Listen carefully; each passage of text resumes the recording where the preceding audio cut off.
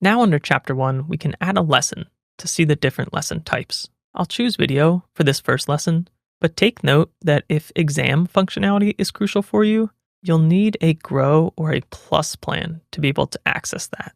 Let's click video. For my lesson title, I'll paste in how the algorithm works. Once you have videos uploaded, you can select them from this dropdown, or because we don't, we can upload a brand new one first. Take note that the maximum video size is 2 gigabytes. If you have videos larger, Thinkific suggests compressing your videos using Handbrake. I've used this before, and it's a very reputable tool. Let's browse our files, and we'll select our first lesson video file. The video preview here is going to take a little bit of time to process after that upload is complete. This is going to take some time to upload, process, and encode. In the meantime, we can see this message.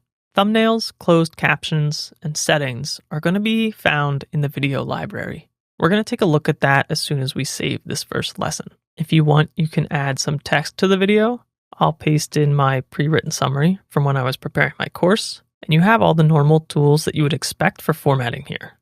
We could bold algorithm, for example, and add some bullets. And I'm not going to here, but you could also add downloadable content here.